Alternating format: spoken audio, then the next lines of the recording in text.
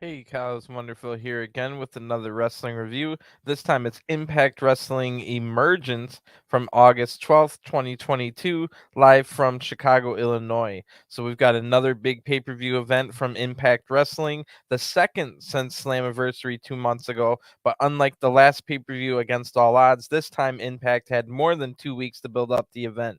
We built up a pretty good looking card over the last month. The big match, main event match, is Alex Shelley finally getting his first ever Impact World title shot against the reigning defending Impact champion, Josh Alexander. So Shelley will have to make sure he gets to that match in one piece because Violent by Design are on a mission to eliminate Motor City Machine Guns and KUSHIDA. So Sabin and KUSHIDA will take on Diener and Doering later on, or at least that's what we were told. But Eric Young, we were already knowing was going to be in the building. Shelley had already told his teammates that he'll have his back if needed, despite Shelley having his big world title match tonight. So the biggest match without a title on the line is for sure the big 10-man tag between Honor No More and Bullet Club. If Bullet Club win, Honor No More have to break up and disband as a unit. But if Honor No More wins, then they get all the title shots they want and protection from the sneak attacks from Heath. So we're sure Heath's going to be looking over this one as well, especially with the Impact Tag Team Champions. The Good Brothers dealing with some injuries. We're unclear of if their status is for tonight. So they don't have a lot of options at Bullet Club with G1 taking place in New Japan right now. So it'll be interesting to see how that all goes. We'll also have one of the hottest wrestlers in the world, Speedball Mike Bailey, defending his X Division title against Jack Evans, as well as Mia Yim, who's been great since her return to Impact, challenging Jordan Grace, who's also been on a roll lately for the Knockouts title. The men's tag team titles won't be on the line, but Rosemary and Taya Valkyrie will defend the Knockouts tag titles against Vexed, which is Chelsea Green and Deonna Purrazzo. Unfortunately, that match has been moved to the Countdown pre-show, along with the already scheduled digital media title match with Brian Myers defending against Bhupinder Gujjar, who is undefeated in singles matches since his Impact debut in December. So we'll start with the Countdown pre-show. Tom and Matt welcome us on commentary to Chicago, Illinois to hype this up for this event. Someone in the crowd has an Honor No More t-shirt. I didn't think too many people would buy those, but here it is. Also on the card tonight, we got two singles matches. A former ROH World Champion Bandito takes on Rey Horus in a special attraction match from AAA with neither man signed to Impact Wrestling. Also, we've got Sami Callihan looking to challenge against Steve Maclin after Maclin cost Sami the Clockwork House of Fun match at Against All Odds. So let's start with our first match on the pre-show, and it will be for the digital media title. Bhupinder Gujjar comes out first as the challenger, and then the ring announcer sounds a little bit like he's underwater in this one. Gujjar is undefeated in singles matches, but I definitely agree with Brian Myers with his reason to duck this match that he's been ducking for a month now, as Gujjar only has 300 Twitter followers and is not verified on any social media, which I think should probably be a requirement to challenge for the digital media title. It's more of a joke title, not about wrestling per se, but maybe I'm wrong on that one. I thought Brian Myers had the point though. Brian Myers makes his entrance now. He's holding the microphone and Brian says, "Chicago sucks. I thought you were going to react that way. But why would you cheer nobody like Bhupinder Gujjar, who doesn't even have a blue check mark in social media?" So then Brian sets the microphone down, gets into the ring, and the match starts. This is for the digital media title. So they tie up in the ring, and Gujjar uses his size and strength advantage here, throwing Myers down hard. Then Gujjar applies a headlock. Myers is able to counter this into one of his own. Then Myers, I noticed, is dressed like the White Power Ranger tonight. So Gujjar then takes control, hitting a jumping knee drop for a 2 count. Gujjar then sets up for his gargoyle spear. That's a spear off the middle rope, but Myers sees it coming and is able to roll out of the ring.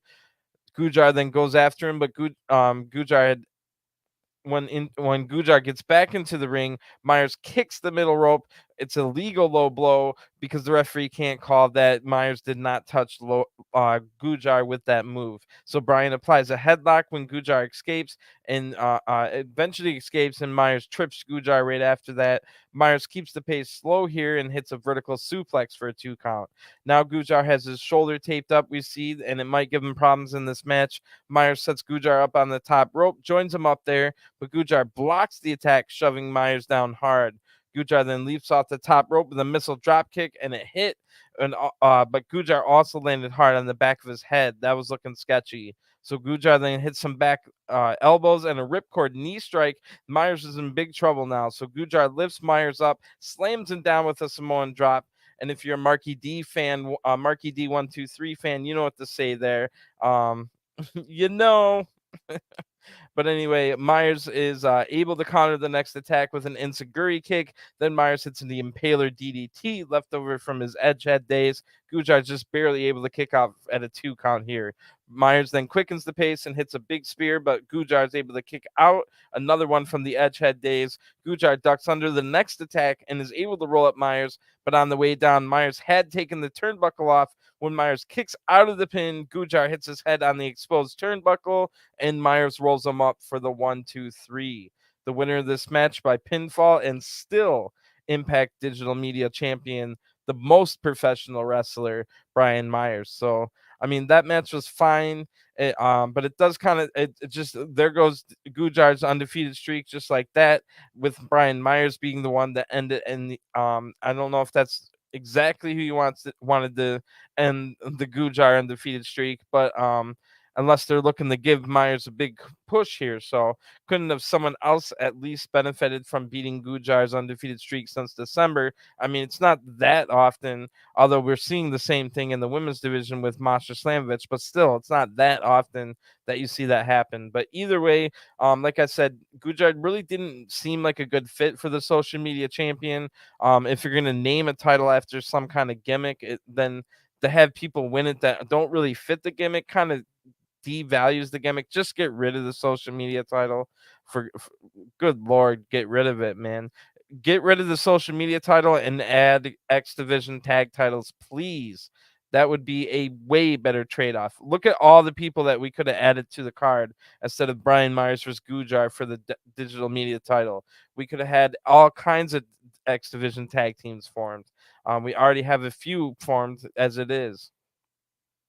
So that's definitely something to think about. But I definitely wouldn't even have I wouldn't have booked this match to begin with, because it makes no sense that you wouldn't have wanted Brian Myers to beat the streak, and then you wouldn't have wanted Gujjar to win the digital media title that he doesn't really have a digital media presence. So it's just all kind of weird there.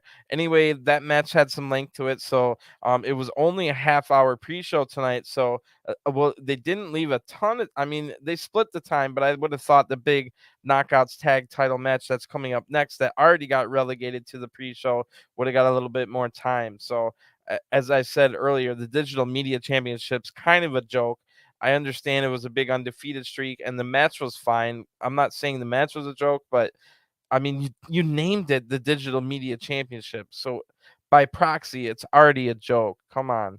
Anyway, they're also subliminally telling us in this match that the Knockouts tag titles are also jokes too, by having it lumped on the pre-show with the Digital Media title. Another bad move, in my opinion, from TNA management. So this match was barely about the champions against the challengers. Meanwhile, Vexed, which is Deonna Purrazzo, and Chelsea Green, the challengers in this match, have been more worried about Deonna Purrazzo's bachelorette party. Meanwhile, Rosemary and Taya Valkyrie, the champions, have been way more worried about Jessicka, formerly known as Havoc, who Rosemary and Taya brought back from the undead realm.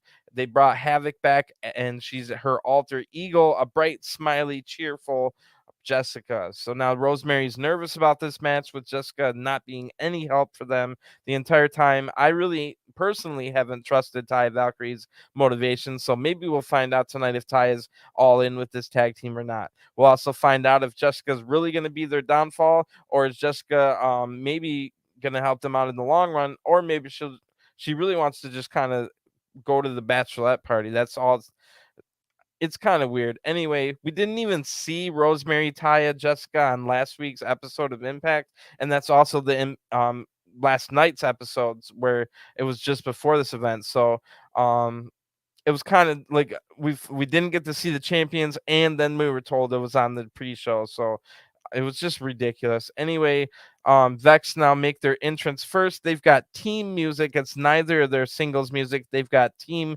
Vexed music for Chelsea Green and Deonna Purrazzo, as well as team boards where they're combined with video boards on the back. So they come out looking like a real team. Vexed also has matching outfits. So there's almost no way in my mind that Vexed aren't walking away with the Knockouts titles. Like I said, we didn't even get to see the champions on Impact last night. So the other three women barely seem to get along and aren't a real team, with Taya Valkyrie making her entrance first here. And then Rosemary comes out again by herself. They're not wearing any matching outfits or anything like that. So it really kind of tells you who's going to win right before the match starts. Taya Valkyrie comes into this match as the current AAA MLW Women's Champions, as well as going for the NWA Women's Champions. And of course, she comes in as Knockouts Tag Champion with Rosemary. They're accompanied by the super happy Jessicka here. And it basically, to me, seems like Taya corrupted Jessicka when they were in the Undead Realm. And now Jessicka is Taya Valkyrie's clone, or made in her image. That's kind of what I've been feeling. Anyway, like I said, no matching ring gear from the champions here. The other ones had matching ring gear, the whole 9 yards. It just kind of told you what was going to happen, especially with the match being put on the pre-show. So Chelsea Green is going to start the match against Taya Valkyrie. Chelsea hits a terrible looking knee strike to start this match. Chelsea Green has barely improved in the 5 or 6 years since she used to be on TNA as Laurel Van Ness. Barely any improvement. I hear a lot of people blowing smoke up her, you know what, but Chelsea Green has not really improved at all. And it, more so than anybody on the roster, just botches in a row every single match. Deonna now tags in, who is actually great, and she shouldn't be with Chelsea. Deonna tags in and knocks Rosemary off the apron, and it was Taya who beat Deonna for the AAA title that she now holds. So Rosemary now tags in, and Taya hits a nice sliding German before leaving. That allows Rosemary to take control over Deonna Purrazzo. The crowd's now chanting Rosemary's name behind Rosemary here. Deonna tags in, and Chelsea hits kicks Chelsea comes in, kicks Rosemary down. Rosemary pops up with a big scary look here that scares Chelsea out of the ring. Rosemary then goes out of the ring to stalk Chelsea, but Jessicka tries to clothesline Chelsea here. Chelsea just ducks under, and Jessicka accidentally hits her own teammate Rosemary. Another example of Jessicka being terrible for the team here. This allows Chelsea to take control. Back in the ring now, she gets a 2 count on Rosemary. Deonna Purrazzo tags in, but Rosemary is able to avoid the double team here. Deonna trips the leg, however, and tags back in Chelsea, who takes control since the leg was held from the outside. Chelsea hits a knee to the back right away and applies a hold after locking it, looking lost for a few seconds here. Chelsea's not having a good match. Rosemary then blocks an unprettier attempt. Rosemary kicks Chelsea in the face. Both women are down now. Taya tags in and knocks Deonna off the apron, but now she knocks Chelsea down with a clothesline as well. Taya hits a nice blue thunder bomb. Chelsea's just barely able to kick out of that one. Taya's looking to end it now with Road to Valhalla, and they seem to want to do a double team variant with Rosemary, but Deonna Purrazzo's able to trip Rosemary when she's running the ropes. And this Rosemary gets taken out of the ring, slammed hard into the barricade here, while Chelsea takes control back in the ring with a kick. Vex now try a double team, but Rosemary's able to stop it here on Taya, and Taya and Rosemary each hit German suplexes at the same time on both Vexed members. Taya then goes back to attacking Chelsea, but um I don't know who that says come from behind, taking out Taya with a big boot. So that would have been Taya, I think. Oh wait, no, Taya's got taken out. So It would have been Deonna. Yeah, Deonna comes from behind, hitting a big boot on Taya from behind. Rosemary then spears Deonna. Chelsea follows that with a stomp, like Seth Rollins on Rosemary. Then Chelsea messes up the match again, throwing Taya in the Rosemary on accident because they were going to try and do something else. Eventually, Taya hits a terribly contrived shoulder thrust after everything fell apart. It was definitely Chelsea's fault for sure. Every single match Chelsea has, there's multiple botches. I'm not one of those people that's just going to point out every botch and say, oh, you're terrible. But it's just a consistent thing with Chelsea botching in every single match multiple times. She really needs to be careful. She's going to get hurt or hurt someone, I'm telling you. Anyway, Deonna, and it's also terrible to watch. And it reminds you what you're watching is fake.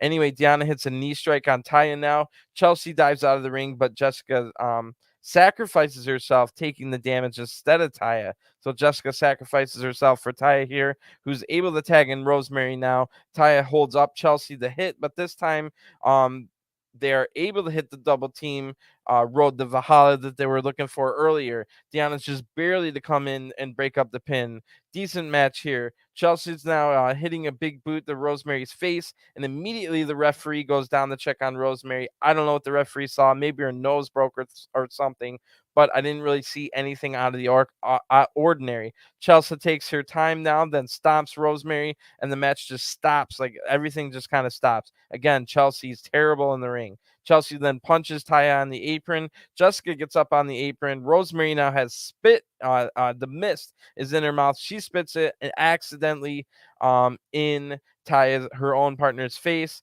So Chelsea ducks under that. After Chelsea moves, Chelsea now hits a terribly mistimed um, just I don't even know what she was going for, but Chelsea hits an enziguri kick after that. Then Vex hit a double team suplex on Rosemary, and that somehow is enough to pin Rosemary for the 1-2-3.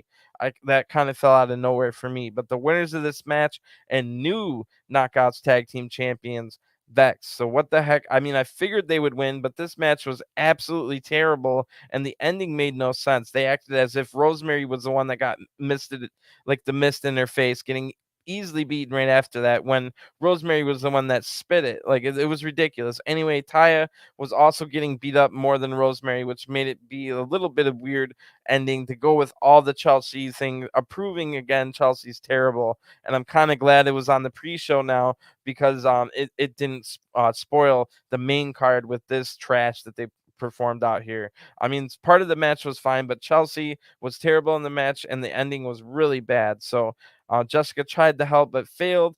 Taya did not yet further along her story here, although Taya does have a legit reason to either leave or attack Rosemary in the future now that she got the mist in her face. Even though we all know the mist was hit on accident, you know how it goes. Chelsea and Deonna celebrate their big title win here, the Knockouts tag titles going to Vex, Chelsea Green, and Deonna Purrazzo. We've got one of the big best and the worst tag team champions. So it really just brings Deonna down to Chelsea's level as opposed to raising Chelsea up to Deonna's level.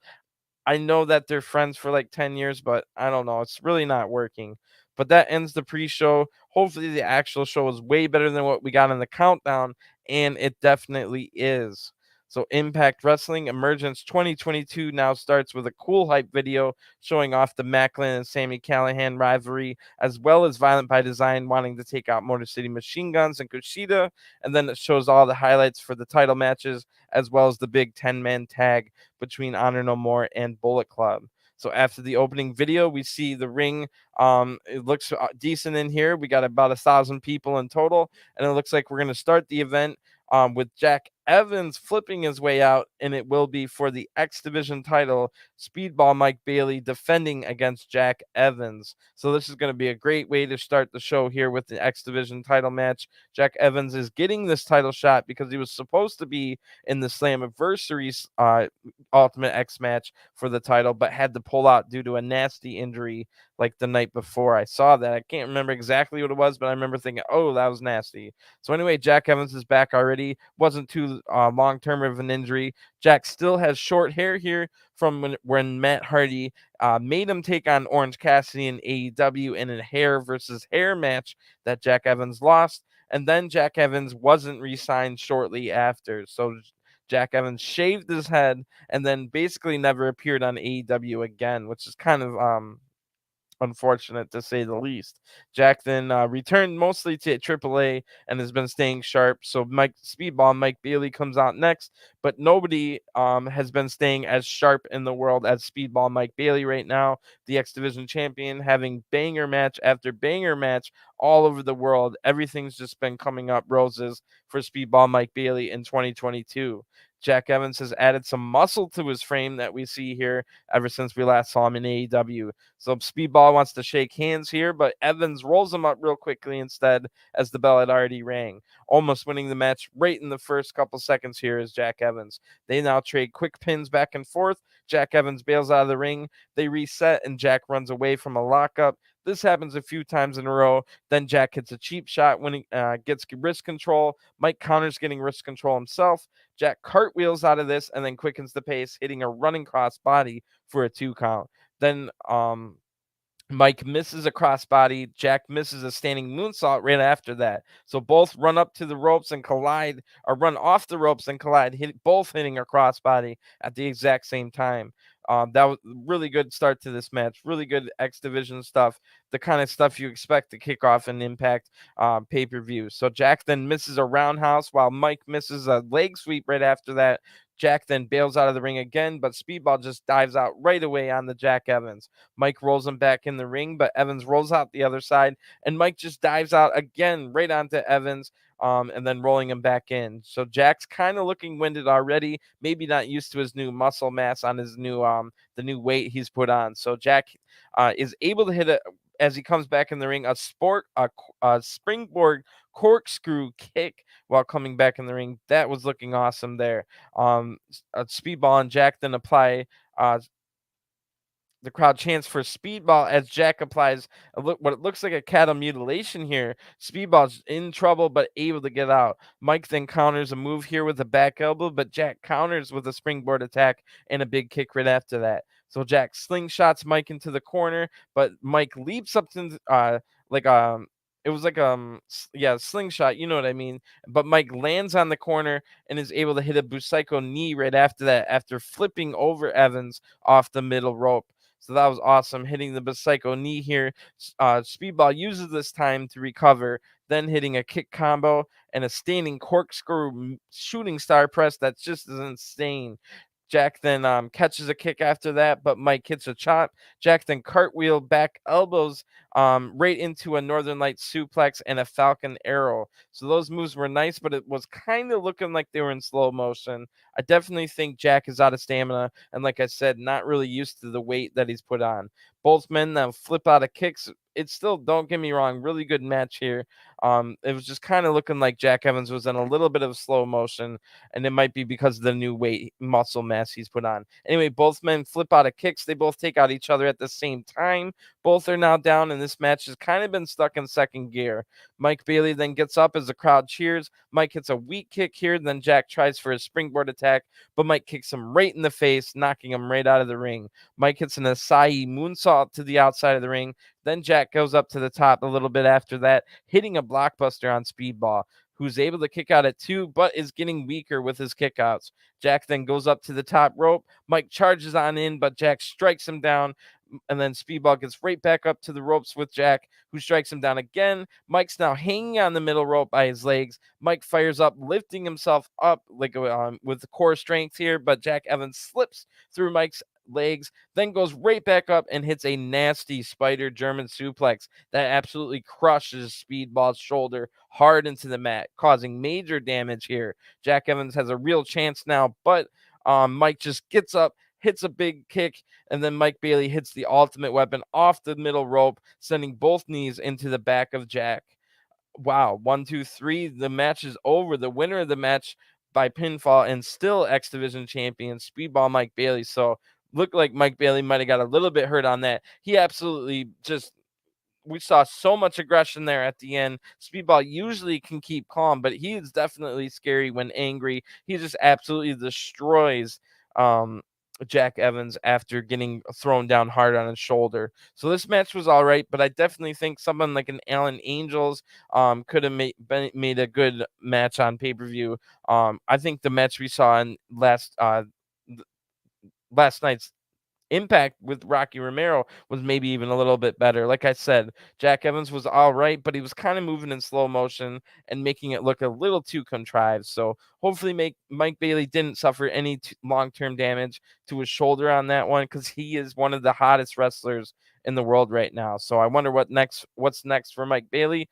But now Honor No More are all in together in a locker room that has like red and purple lighting. So Eddie Edwards, the leader of Honor No More, says, tonight, this match, everything that we've all gone through has led us to this moment. Some people talk about destiny. No, this right here, this is the walking manifestation of destiny. So what do we have? What happens when this system tries to chew you up and spit you out? But we refuse to die. Tonight, if we lose, we're forced to disband. That means no more spreading our message. That means no longer having each other to rely upon. We will be forced into the deep end with the rest of the sharks and the backstabbers. We will not let that happen. Honor No More, Bullet Club, no disqualification. Now we know Doc Gallows is coming in injured. That's because of you, PCO. That's because you did what we asked you to do. You showed us that you believe in our message. It's not time to get complacent. It's time to show us what it takes, that you have what it takes to finish the job. War, folks, war. Kenny, just because you're not in this match, as we talked about before, this doesn't mean you're not a critical part of this war.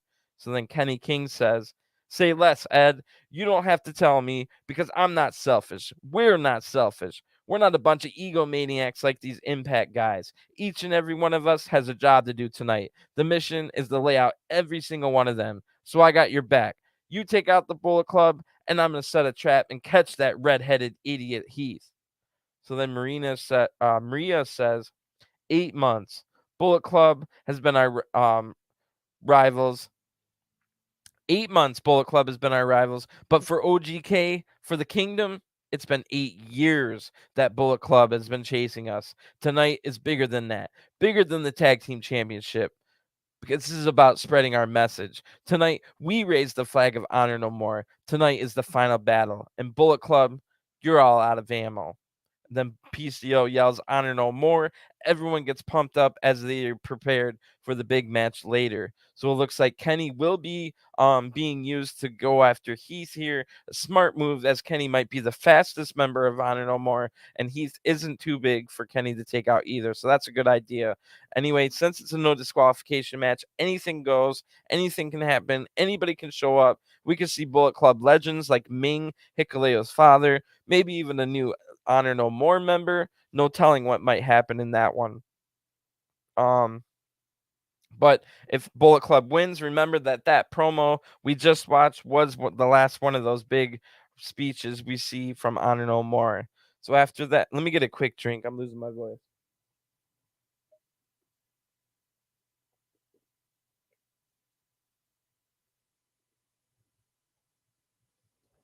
All right, so then we get a cool video hyping up the Maclin Sami Callihan match. And that was after Maclin helped Moose beat Sami Callihan at Against All Odds. Sammy's been wanting revenge ever since. Moose has denied being involved with Maclin. But then after weeks of saying that Moose and Maclin are together, they work together to set a trap on Sami Callihan. But Moose could still be telling the truth. Maybe he just decided last minute, hey, why not team with Maclin? So I do think that was maybe a bad mistake, because they didn't look to injure Sami Callihan in that match. They just angered him, really. They didn't look to injure him. So they kind of set a trap, and it worked, but they didn't do anything with it.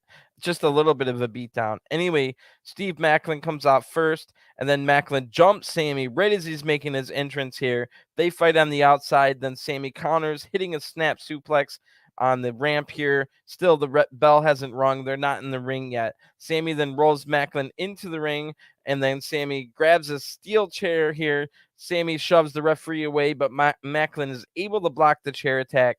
Sami then blocks an attack right away. The referee then gets destroyed here as both men fight on the outside of the ring. Moose is not scheduled to be on Emergence tonight, so maybe Moose will come out and help Maclin, or Moose maybe never liked Maclin to begin with. But anyway, Sami and Maclin fight out into the crowd. This match has never started, and they fight all the way into the back. And we just move on to the next match. So what the heck was that? I mean, it's not like I really wanted to watch that match, but that was a little bit weird here. But at least the people did get to see a little bit of the match, and then what they got was a wild brawl instead of a match. But maybe we'll see them later on. Maybe Sami and Maclin will be fighting 2 hours from now in the pay-per-view, and which would be pretty funny if that happens.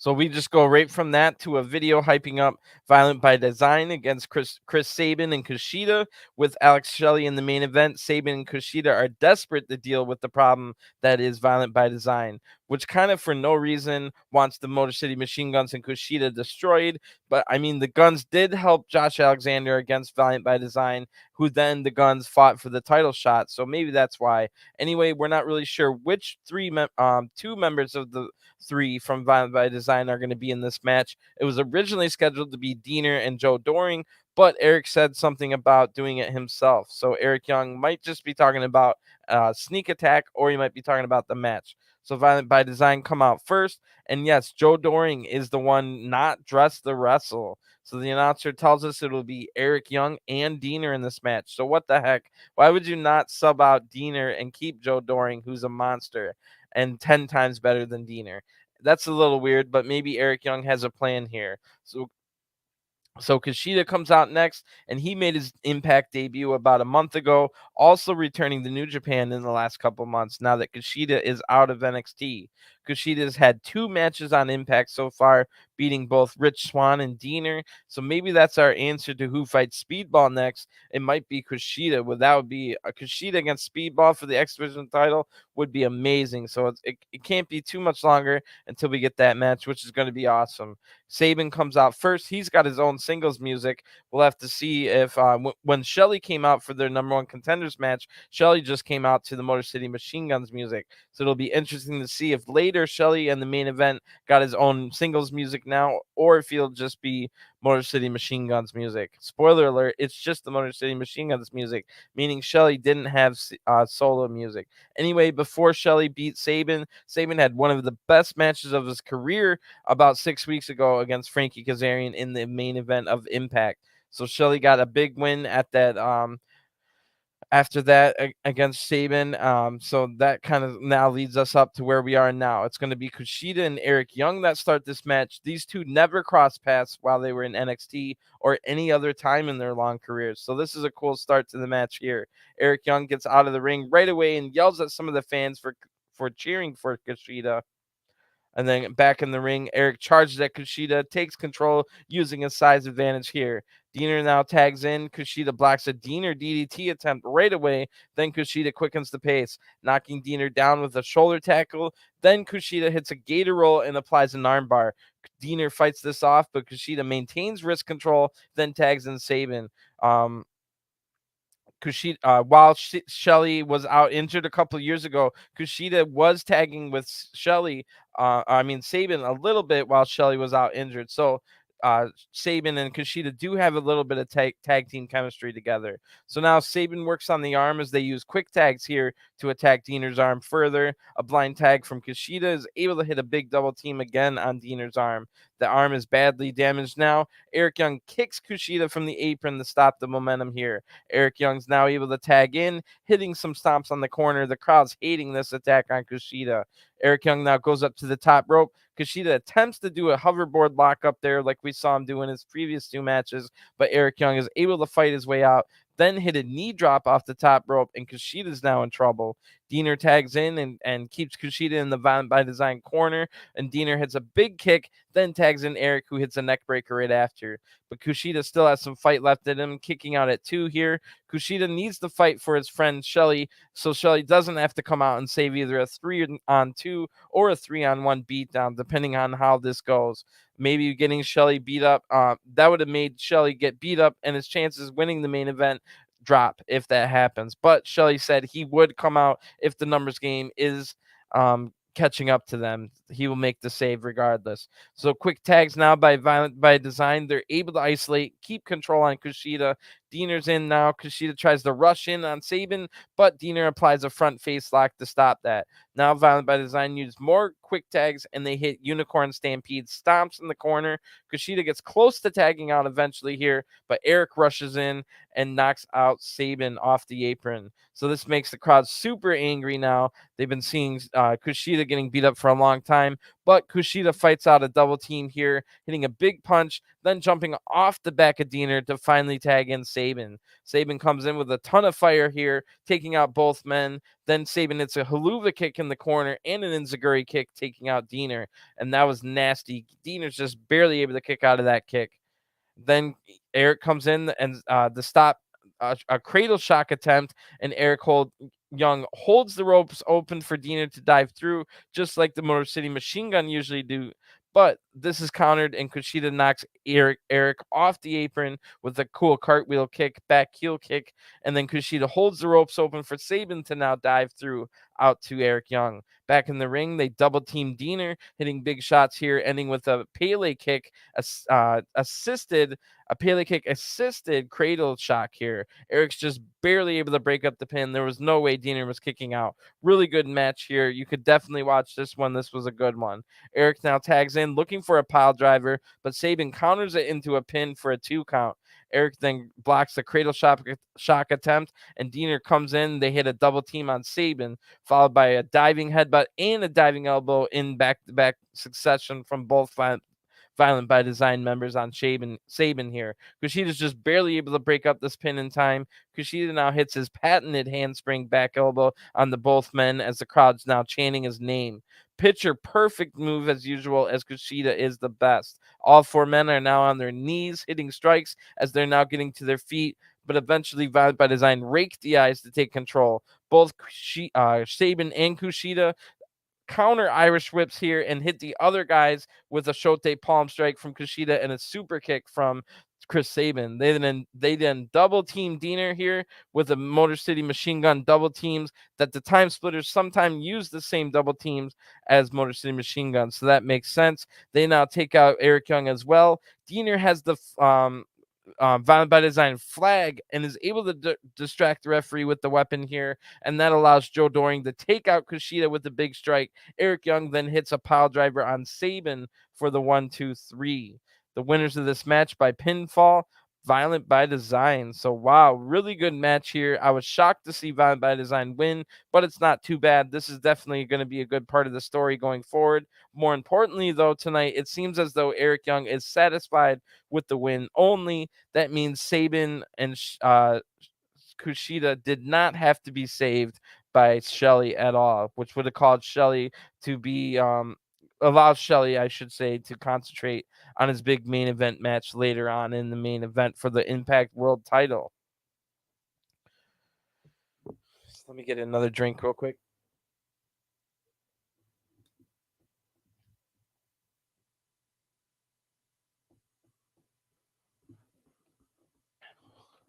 So back-to-back good matches to start off the main card of Emergence here. So this was a little weird next. In the back, Gia Miller is looking absolutely terrible with new blonde hair, but more importantly, big old shoulder pads under her shirt. I don't know what's going on with that. Anyway, Gia's in the back with the new Knockouts Tag Team Champions Vexed. That's Deonna Purrazzo and Chelsea Green. And the microphone isn't working, so we can barely hear it.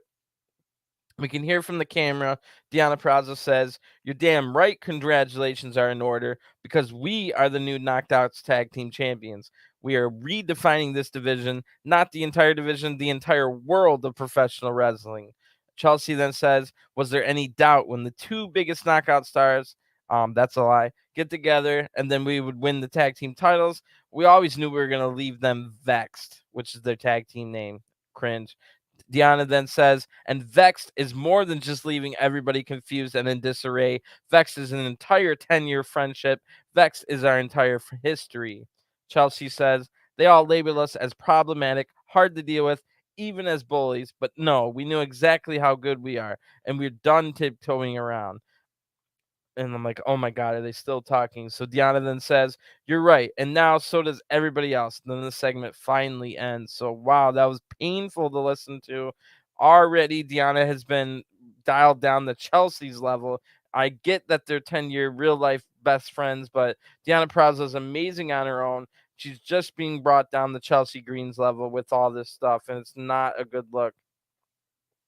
So Deonna was like a main eventer on her own, and we'll see how this. It looks like they're ready to like beat everybody and hold the tag titles for 6 months. So, hopefully it improves, but it's just not a good combo with Deonna's annoying voice and Chelsea's terrible wrestling. I was able to get through Deonna's annoying voice and her promos with her amazing wrestling, but now that her wrestling involves Chelsea's terrible wrestling, which ruins like any match that they're in. Like literally every match that Deonna Purrazzo is going to be in with this stupid tag team is going to be ruined by Chelsea having like 5 botches in the match and reminding you that what you're watching is completely faked with a ton of contrived shit. Meanwhile, Deonna Purrazzo is one of the best in the world, and we're going to have to like have every one of her matches ruined, completely ruined by Chelsea Green. And it's terrible. It's a shame. So hopefully it doesn't last very long, but they're real life friends, and it looks like they're on a run for maybe a long title reign, and that's terrible. Anyway, Honor No More music hits now, and I'm like, what is it? Already time for the big 10-man tag? And we haven't even finished the first hour of the pay-per-view. So anyway, no, it's not time for the 10-man tag. Kenny King walks out alone holding a chair. So there is a lot of Honor No More fans in the crowd tonight, weirdly, and it'll be interesting to see who gets cheered more in the 10-man tag.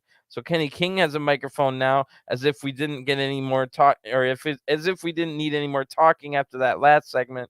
Kenny King now says, "So, he says, in case you didn't know, or in case you just slow, my name is Kenny King, and the reason I'm out here is because it's a very big night for my squad, my family, Honor No More. Tonight we go against the lamest boys on the block, Bullet Club, and if we lose, Honor No More must disband. Bro, stop selling the pay-per-view. We already ordered it. Anyway, he Kenny King continues by saying, but I tell you this, the Chicago Bears, they have a better chance of winning the Super Bowl this year than Bullet Club does winning tonight. The reason I'm out here is because there's a guy. There's a guy so scared to death that he hides in the shadows. He wouldn't dare square up to one of us face to face. He has to attack from behind. I'm going to slide in on you, Heath, like I'm on O Block, like I'm on 63rd. The bottom line is you're a redheaded rat bastard. You got a concussion with your name on it. We ain't gonna wait for the 5-on-5. Now bring your butt out here so I can lay you out. So Heath Slater getting called out here by Kenny King. And then there's a commotion in the crowd now. Kenny thinks it's Heath, but it's really just Steve Maclin and Sami Callihan still brawling from their fight that started earlier. They're now brawling through the crowd. Kenny King gets on the microphone again saying, what, y'all still fighting? That's it. Sami beat him up. See, that's what I'm going to do to Heath. Oh, that looked like it hurt. Of course, Kenny is now watching this match as the brawl is going on here, and Heath just simply runs down the ramp and hits the wake-up call from behind on Kenny, taking out Kenny King, who has failed his mission completely here. Heath celebrates his sneak attack and then leaves through the crowd so that Honor No More can't get him. And I wonder if we'll see Heath again, but Gia Miller with her big old shoulder pads is in the crowd as well. She wonders the same question. So she holds the microphone for Heath, who says, I told everybody that I'm going to hit the wake-up call on every member of Honor No More. Gia then says, we'll see you later since it's a no DQ match in the 10-man tag. Heath says, nah, that's all Bullet Club. They can handle their business. But Honor No More knows better, that if they exist after tonight, oh boy, the red-headed devil is going to be waiting for them on the other side. So then Heath leaves. So apparently he won't be helping try to get Honor No More disbanded, which kind of makes no sense unless Heath only feels satisfaction by hunting Honor No More. If Honor No More weren't there to hunt, he might not be interested. I don't know. It's weird. Interesting, I guess. So now we get to a commercial for the next pay-per-view event. It'll be Victory Road, which is on Friday, September 23rd in Nashville, Tennessee. And man, these Friday pay-per-views, this one included, are kind of tough to watch. That's why I'm having to review this one so late. I review 3 other shows at the same time on Friday nights. They're just jam-packed with 3.5 hours of wrestling already, without Impact having these Friday shows. And now that like a couple weeks after Victory Road, we've got the biggest pay-per-view of the year, Bound for Glory, also on a Friday. So that looks like that might be the new norm, which kind of sucks. I wish it was a Saturday or Sunday. Which is a little ridiculous. Anyway, I'm asking myself, how long has it been since we got in wrestling on this pay-per-view? It's been 3 long talking segments on this show, and it's already an hour has passed, and we've only had 2 official matches. We had that other one start as well, the Maclin brawl in the crowd. So this one should be interesting, however, because it looks like next is going to be a special AAA match here, Bandito versus Rey Horus. So a potential match of the night on paper here, even without any build on TV. This match should be good and get us back into the wrestling in a big way. And this match is great.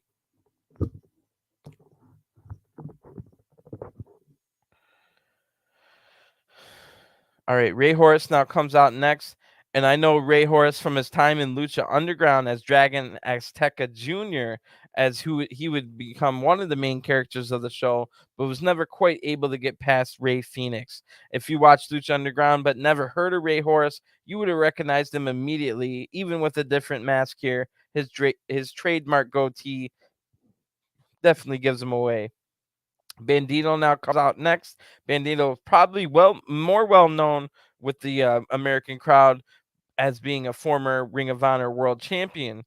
Bandito has had one of the best singles matches during the many WrestleMania weekend events, and that was against Speedball Mike Bailey. So if you haven't seen Bandito against Speedball Mike Bailey, definitely go find that match. It was one of my favorite matches of the year that not anybody talks about. So Rey Horus comes in this match 11 years older than Bandito, but only has 4 more years of experience, and both have had about the same amount of matches in their career. The favorite would have to be Bandito because his body being younger and having almost the same experience. So maybe Rey Horus will have some tricks up his sleeve, because Rey also spent a lot of time in ROH, where he actually formed a tag team with Bandito here that was called Mexa Squad. They were also former ROH 6-man tag team champions along Flamata. So then they have 4 singles matches against each other in their career, with each man winning 2 of them. So somebody's going to get, unless it's a draw, the 3rd win here to take the lead in their singles career matches. The most recent match that they were in together was only a week ago in AAA, where Bandito was able to win a 4-way match that featured Rey Horus, Laredo Kid, and Willie Mack. A lot of Impact people in that one. So this should be a great match here, although I think Willie Mack left Impact. This should be a really good match. The crowd chants Lucha, as they all know this is going to be a great one.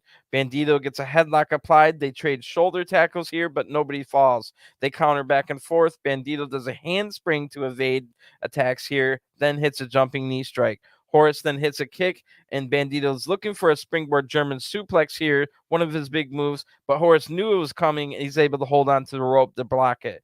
Horus then jumps out of a tilt-a-whirl, landing right onto his feet and quickly jumping over a leg sweep attempt from Bandito right after that. What a quick start and great start to this match. As they reset, the crowd is absolutely going wild, and we know that we're in for a special treat here. Bandito now hits a heel kick, follows that with a springboard corkscrew attack and a dive right out to the outside. Back in the ring now, Bandito goes up to the top rope, but Horus is able to counter this attack in midair with a drop kick. Great to see. That was awesome. Bandito now counters a brainbuster attempt, hitting 3 amigos, and then Bandito does a handstand into a senton. That looked great on Rey Horus. This match is absolutely wild and exactly what we needed after so many talking segments in the first hour and only 2 official matches in the first hour. So Horus now evades a corner attack and knocks Bandito out of the ring. Horus charges on it, changes his dive in midstream here. Horus leaps over the corner here, leaping out to Bandito. That was a super high level difficulty dive to the outside, as it was halfway between the corner and the ropes. So not perfectly straight on the corner and not perfectly out into the outside either. That was awesome. Horus now leaps off the top rope and turns his body in mid-air, hitting a frog splash here, getting a 2 count. There's still a lot of fight left in Bandito. But Horus then hits a few strikes. Bandito was looking out of it here, a little bit dazed, but Bandito gets a gorilla press slam and switches to only a one-armed version of a gorilla press slam. What a great show of strength from Bandito there. Both men both had a lot of balance for that move.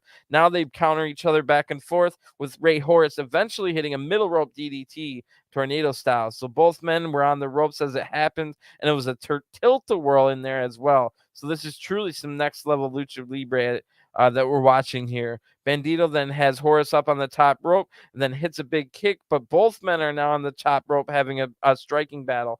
Bandito hits a big slap and with one arm hits a deadlift vertical suplex. Holy crap. Triple H signed Bandito right now alongside Vikingo. Can you imagine these guys doing it on a worldwide platform on WWE? And it would make WWE so much better to have people like Bandito and Vikingo on their roster. So anyway, here Horus is the pace quickens now, and Bandito hits a pop-up cutter. Just every move in this match is ridiculous. Horus now answers back with a flipping face buster. Both men now try to a desperate pump kick at the exact same time. Both connect, sending both men down. This match has been absolutely phenomenal and worth the price of admission alone. So these guys definitely need to be featured on TV in America more, whether it be Impact, AEW, New Japan. I mean, anything. I'll take it. WWE, sign them Triple H. These guys need to be. I can't stand AAA. All their events are too weird for me. It's mostly 6-man tags. It's hard to follow. I really want some of these guys to get signed to big contracts in WWE or WWE or AEW or even Impact to feature some of these guys more, like a Bandito. So now both men get up. Bandito and Rey Horus have started striking exchange. Bandito hits a big kick into a knee strike. Bandito goes up to the top rope, hits a frog splash, but Rey Horus is just barely able to kick out. Horus now counters the next move with an amazing looking tornado DDT. This time he popped up, letting go of the head, then grabbing the head again on his way down, hitting the DDT. This is just next level lucha libre. Bandito now hits a big knee strike that has Horus absolutely dazed, and Bandito's able to hit his slingshot German suplex that he was looking for earlier. It's called the 21 plex, and this gets the 1-2-3. The winner of this match by pinfall, Bandito. So really, really good match here. It's about 12, 13 minutes of pure wrestling nirvana. Make sure you go to watch this one, and I hope we see these guys in America again soon. Because like I said, I just can't stand following the AAA product. In the back now, Moose is with Gia Miller, Gia Miller's shoulders are wider than Moose because she's wearing these ridiculous shoulder pads. Gia then mentions that Moose didn't get involved in Maclin's fight earlier. Moose gets offended and says, Gia, I was just enjoying my night off. I was actually thinking about how good you are at your job, but obviously I'm mistaken because every time I see you, you ask the same dumb questions. Now listen to me, because I'm only going to say this once more. Me and Maclin, we're not a thing. There's no alliance. We're not in cahoots, not a tag team. We're not even friends. I don't need Steve Maclin's help to beat up Sami Callihan. If I decide to beat up Sami, that's exactly what I'll do. Then, holy crap, Sami Callihan just runs into the room attacking Moose, sending Moose right into the much smaller Gia Miller, who screams her head off and eventually runs away. Maclin also comes as he's still brawling with Sami Callihan here, so Maclin comes into the room as well. He holds Sami for Moose to hit, and now they are double teaming Sami Callihan, wrapping his head around our handrail. Moose holds Sami now for Maclin to hit, and they fight all the way out to the entrance stage in front of the crowd. So Moose gets a big shot in, and Sami's looking in trouble already. Now D'Lo Brown comes out, and he calls for security. D'Lo Brown being one of the officials in TNA. About 20 guys in black shirts. Security come out. Then Scott D'Amore's music hit, and I didn't even know Scott D'Amore had music. I thought someone was making their debut, but nope, it's just Scott D'Amore, who I like Scott D'Amore, but that was a major letdown. I thought someone was making a debut to be on Sami Callihan's side. Anyway, Scott D'Amore says, I should have known this was going to happen. That's my mistake. but I'll rectify this now. Let's try this again. Moose, you're banned from ringside. Callihan and Maclin, the match starts now. This time, no DQ. So the bell rings, and then Moose gets taken out of there. Maclin complains, but turns right into a big chair shot from Sami Callihan. So the crowd's absolutely going wild here. The bell rings while they're still outside of the ring, making this match official. Maclin then gets his head hit into the steps. Sami stops for some reason to go into the ring. Oh, and I guess that reason was so that Maclin can blade, because now Maclin is bleeding, and that was completely dumb. It made no sense to just stop attacking all of a sudden to go in the ring. Just so that we can, oh yeah, now Maclin's bleeding. So that was ridiculous. Anyway, Maclin's bleeding a lot, and it's then hits a nasty spear into the barricade. So Maclin crushes Sami here, who's now a little bit hurt. Maclin hits a snap suplex outside of the ring, then hits a knee drop off the apron. And this already looks like it's close to the end, but that makes sense. Storyline wise, these two guys have been brawling for over an hour now. Maclin now hits some chair shots. Sami can't seem to get up here. The crowd is chanting for Sami's name and for him to get back up. Maclin now throws some chairs into the ring and a Swiffer sweeper of all things, but it never gets used. Maclin then hits Sami with a chair as he now sits Sami on an open face chair. Maclin slaps him, but Sami spits in his face. Maclin then hits a bunch of elbow strikes, but Sami counters the next attack, hitting an exploder suplex that crushes Maclin's back into that open face chair. That looked nasty. Sami now throws a chair at Maclin's face, but Maclin seems to fire up now. Sami throws another chair. This one stays around the neck after the impact. Maclin just crumples to the ground. The crowd loves what they're seeing. Maclin encounters a Cactus Driver 96 here by hitting a low blow. Again, there's no DQ. Everything goes with that one. Maclin then hits a ton of chair shots to the ribs in a row. Maclin finds a box under the ring. It's a toolbox, but not the normal tools. It's a bunch of weird looking tools inside of there. But basically the item they get from there is zip ties of all things. Sami's now back up and he's hitting big chops, but Maclin hits the KIA DDT to stop that attack.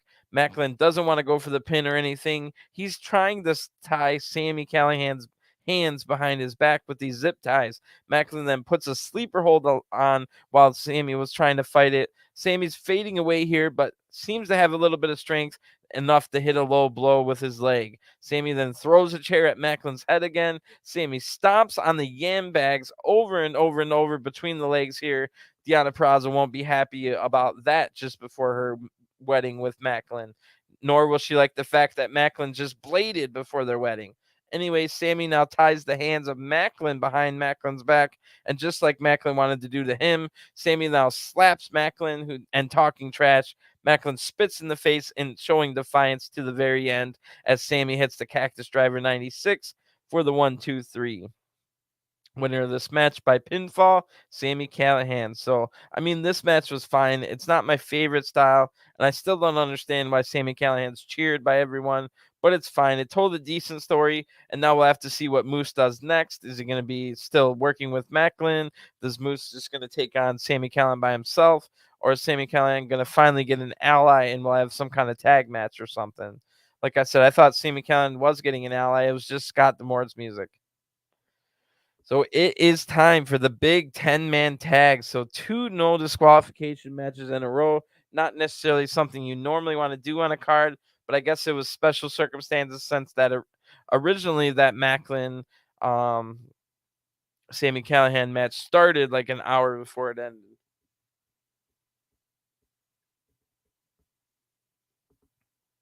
So, like I said, the big 10-man tag is next. Honor No More against Bullet Club. It's no disqualification, 5-on-5. If Honor No More win, they get all the title shots they've been wanting, plus protection from Heath. If Bullet Club win, Honor No More must disband as a unit and break up. So who knows what might happen here? Could turn into a 20-man brawl for all we know, with people joining or helping either side. Honor No More come out first here, accompanied by Maria, who might also get involved as well. Maybe Bullet Club will bring one of the Bullet Babes with them to take out Maria. So we don't really know what to expect coming into this match. But we see that Kenny King does not come out. I'm sure he's recovered from his earlier attacks, so maybe we'll see Kenny King as well later on. So even though Heath said he wouldn't intervene, who knows? Maybe Heath will join in this match at some point. Maybe even joining Honor No More out of the swerve. So there's a lot of questions coming into this match. It definitely has a big fight feel to it, more than any match before tonight. But we've still got 2 world title matches after this one. So and those two have big fight feels as well. So from this point on, it's definitely big fight feel. I know we had a couple good matches earlier. The first 2 matches were really good. Um, so this is going to be a good one. Bullet Club. By the way, that might have been the last time ever we hear the Honor No More theme song when they came out here, unless they are able to win. So Bullet Club now come out first to just as big a cheers, if not more. So remember, I was saying Honor No More had a few fans in the crowd, but it's definitely more Bullet Club fans in the crowd. Bullet Club will still have the crowd advantage. Bullet Club comes down, all 5 of them looking in fine health so far. And representing Bullet Club, it'll be the Impact Tag Team Champions, the Good Brothers, Karl Anderson and Doc Gallows, alongside Chris Bay and Ace Austin. And those 4 Impact regulars called in the help from 6'10" Hikuleo, the brother of Gorillas of Destinies and the son of Ming and Haku. So literally every other Bullet Club member is either injured or in New Japan for G1 Climax 32 right now. So Maria actually just leaves here with a big smile on her face. I thought maybe not the last time we'll see her tonight. So the bell rings and a giant 10-man brawl breaks out immediately. So again, Honor No More versus Bullet Club. It's going to be hard to describe what happens in this one.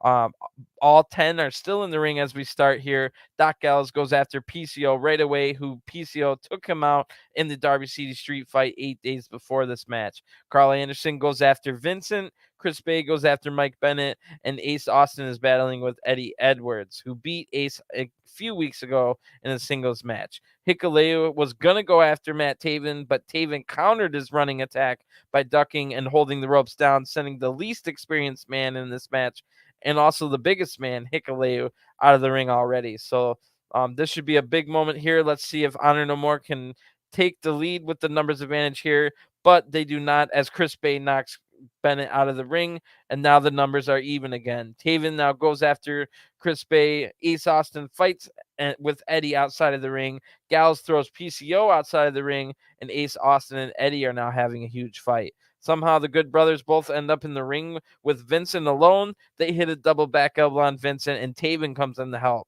So does Bennett. So the OGK are here fighting with the Good Brothers. They want a tag title shot against the champions, Good Brothers. Good Brothers hit a double clothesline on Taven, but Doc Gallows is now in pain. It's his shoulder that's hurt from the PCO match. So now we find out the injury to Doc Gallows is to his shoulder. Good Brothers now double team Bennett as well. Ace and Bay hit a double team on Vincent in the ring right after that, and a double team with Ace hitting a springboard kick. PCO then catches Chris Bay, who dove out to the outside and crushes Bay into the apron. That looked nasty. PCO's in the ring now, and he choke slams Ace Austin. PCO's showing himself to be the X Factor in this match, but Bullet Club might have their own X Factor as Hikuleo now comes over the challenge PCO. They both hit nasty strikes to each other, and I thought maybe PCO might have wrestled Hikuleo's dad, Ming / Haku, before, but no, I looked it up. They don't really have any matches that I can find where they were tag partners, opponents in tag matches, 6-man tag, 8-man tags, nothing. Not a battle royal, not a Royal Rumble, nothing. So anyway, Hikuleo throws PCO out of the ring, and Chris Bay leaps out onto everyone. Big pile of people here. Hikuleo looked like he wanted to dive out, but Matt Taven stops him. Hikuleo just simply tosses Matt Taven over the ropes to the outside onto that giant pile of people. Then Ace wants to join the action on the pile of people, hitting a Fosbury flop. That looks great. So I was hoping maybe PCO would dive out next, but he didn't. Good Brothers now go under the ring. They get a bunch of plunder and weapons as they get chairs, trash cans, road signs. So Bennett then gets hit with a street sign from Anderson as Gallows hits Vincent with a can. Eddie now tries to come save him, but gets hits with a can from Gallows. More things are happening outside the ring that we can hear, but we can't quite see what's going on. Chris Bay then hits Taven with a chair. Gallows almost wins the match here, pinning Eddie, and that would have been something. It definitely shows you that this match could end out of nowhere. All it takes is a quick 3 count in the ring. So you definitely have to be aware anytime you're in the ring, and definitely avoid the ring unless you have backup. Never get in there by yourself. So Ace now takes out Taven with a trash can lid. Eddie is able to hit Ace into the ring post yam bag first here. Gia Miller won't be liking that one. Chris Bay then finds himself on the ring, in the ring, getting quadruple team. This is exactly what I was talking about. You want to avoid. Chris Bay is in the ring, getting quadruple team, and just barely able to kick out. You got to be definitely careful when you're in the ring alone. PCO then tries a moonsault, but Chris Bay moves out of the way. Gallows now drags PCO out of the ring.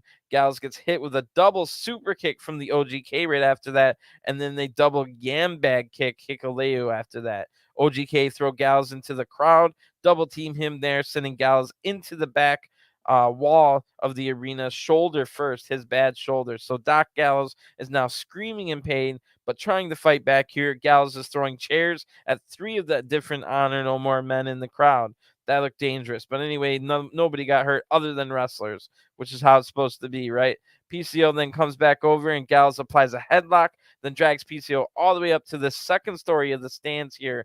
Gallows throws PCO off of that into a table or something. We really couldn't even see what it was. So back in the ringside area now, Ace Austin and Chris Bay are setting up a table while Vincent's trying to wedge a trash can, but isn't having much luck in the corner elsewhere.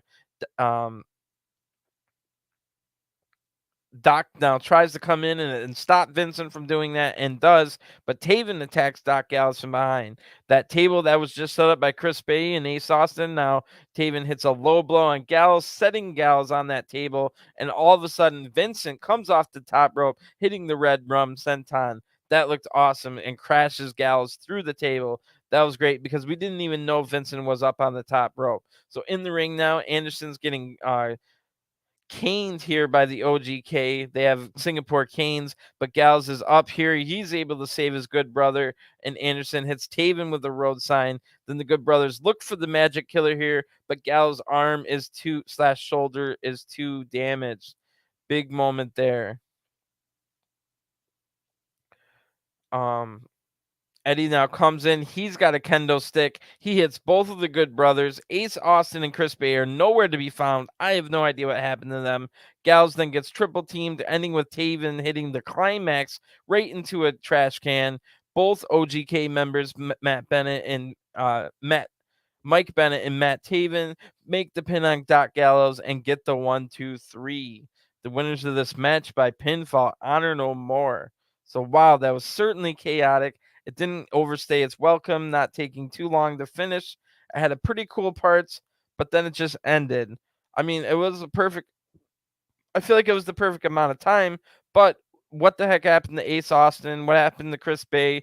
And more importantly, the 6'10 Hikuleo. Where the heck was he? So it kind of just finished with like last time we saw Chris Bay and Ace Austin, they were setting up a chair, and I don't think we ever saw them getting taken out. So I understand a big 10-man brawl match. It's hard to get everything caught on camera, but it really like even after the match here, they don't show you that Ace Austin and Chris Bay and Hikuleo are like laying down and outside the ring somewhere. Like they don't really do a good job of explaining why nobody was able to. There was 5 different people in this match. We saw the Good Brothers taken out, but what happened to the other 3 Bullet Club members? So that was kind of a letdown. In a match this chaotic, I would have to grade this match as bad because of the ending. Like if it was a normal match and it was just like if a normal match, the ending doesn't quite ruin a match as much. But in a match that's like this chaotic and storyline heavy and just all kinds of different things, I think it was bad for it to end that way. But anyway, like I said, this is better for the story. Like Honor No More now getting the win. They get all the title shots they want, which have all kind of mostly been set up. Even with Eddie Edwards talking to Josh Alexander a couple weeks ago, that might set up for an Eddie Josh match if Josh can retain later on. Kenny should get a shot at Mike Bailey at 1-on-1 for the X Division title. And of course, now it's official. The Good Brothers will have to defend the Impact Tag titles against the OGK, which they've now confirmed will happen. So nothing else has been confirmed. Would PCO and Vincent want a shot at the digital media title that Bhupinder Gujjar has now. So definitely a lot of interesting questions with this win. Honor No More lives to fight another day, and they will now start to get titles and maybe even convince more people to join their cause, which will definitely be interesting to watch in the months to come, because OGK are almost definitely getting the tag titles, so they will get some tag title gold to add to their stable. Then we'll see where they go from there. PCO could still turn on Honor No More at any given point. I definitely have that feeling with PCO that he's a loose cannon. You never know if he's going to turn on him. Eddie then yells at him any more times, and I think PCO is going to snap on him. So decent match. I mean, it was fun, chaotic. It wasn't too long, but like I said, the ending kind of lacks sense. We never saw the other 3 Bullet Club members get taken out. So we've got 2 matches left. It's the 2 world title matches. We see a highlight video for the Knockouts title match, which is next. In the women's division, we see Mia Yim and Deonna Purrazzo. How they got, we saw Mia Yim beat Deonna Purrazzo in the #1 contendership to get this title match. So it'll be against Knockouts champion Jordan Grace, and who's